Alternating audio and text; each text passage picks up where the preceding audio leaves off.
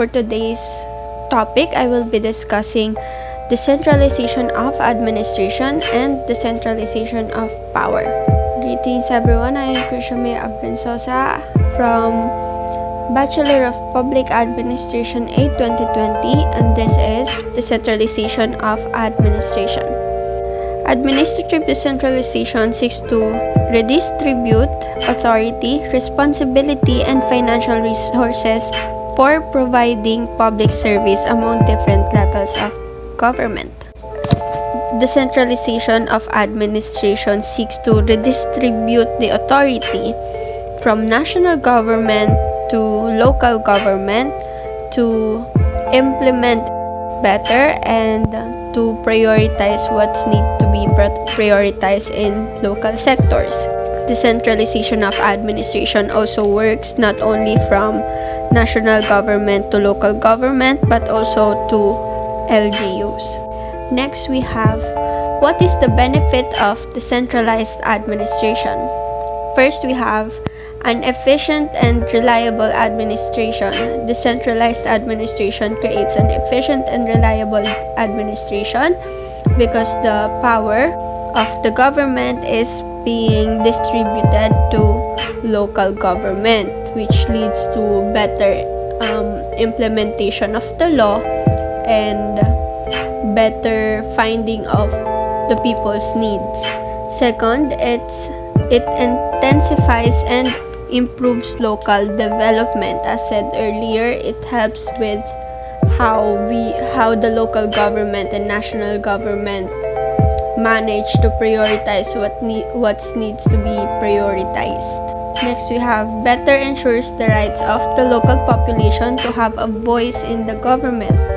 Since the power is distributed and we have our local government that consists of mayors and councils, local councils and mayors, they help with implementation, and it also helps with how they observe their cities, their citizens in the cities. So the voice of the public can be heard better. And lastly, decentralized administration creates better protects minorities. There are three major forms of administrative decentralization. First, we have deconcentration.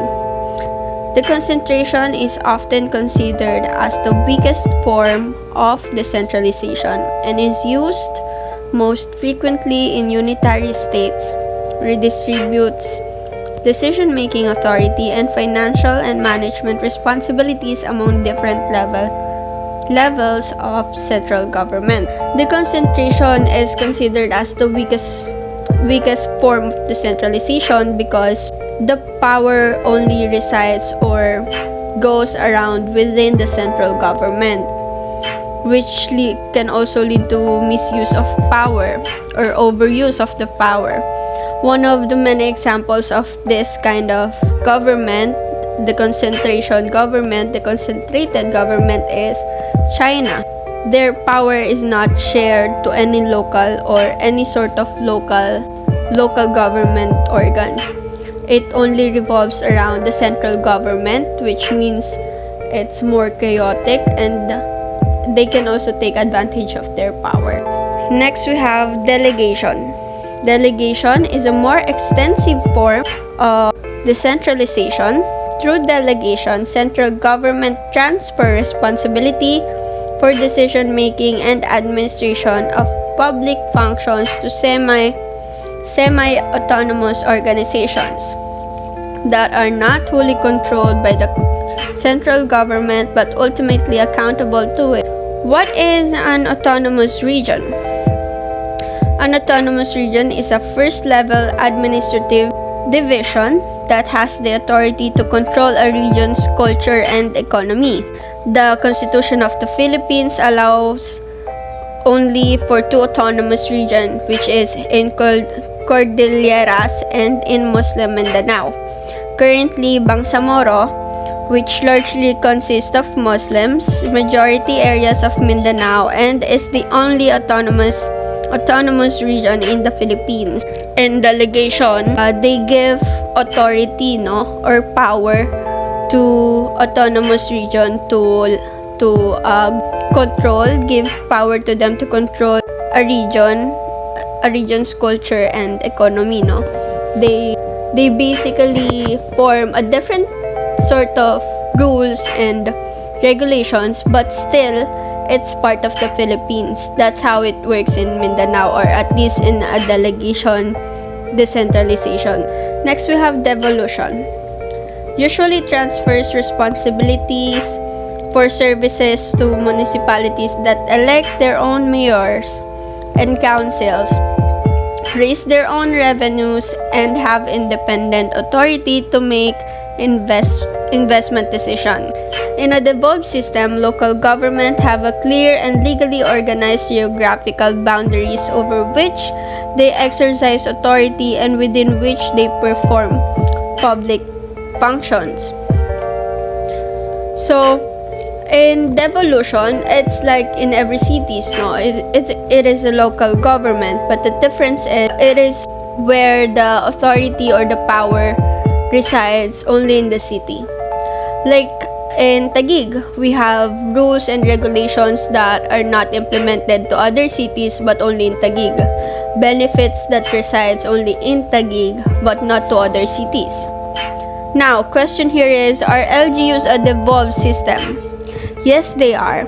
The implementation of Local Government Code of 1991 resulted in the devolution of health services to local government units or LGUs. It includes agriculture, environmental protection, health, maintenance of public works and highways, social welfare, and tourism.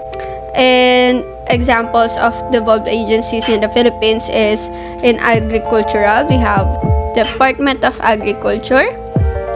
Local infrastructure services, we have Department of Education, DepEd.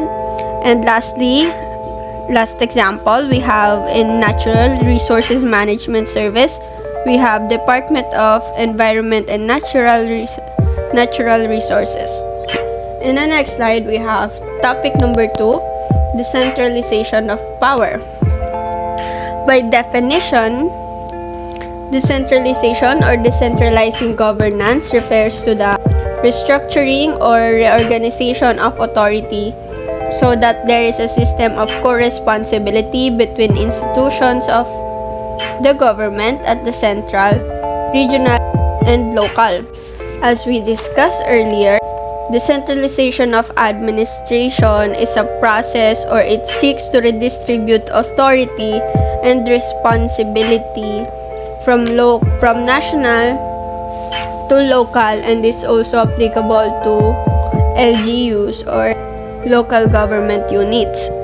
The decentralization of power naman, it seeks to distribute the power itself. It's giving the power to the local authorities, which are people that we elect, people who won the election, which is the president, and local mayors, and so on and so forth. Next question we have, what is the importance of decentralization of power? It controls the misuse of power by not having all the power rest with only one governmental organ, which means similarly with the concentration as a better example, with the decentralization of power tend to not misuse or overuse the power given to the elected officials. And it also creates more opportunities for people to participate in political life of the nation by being involved in decision making, which is us, a democratic country where the voice of the people is important and should be heard. And that is all for my report on decentralization of administration and decentralization of power, PA8, or local and regional administration. If you have any questions, please reach me on my email, krishamay@gmail.com. Thank you.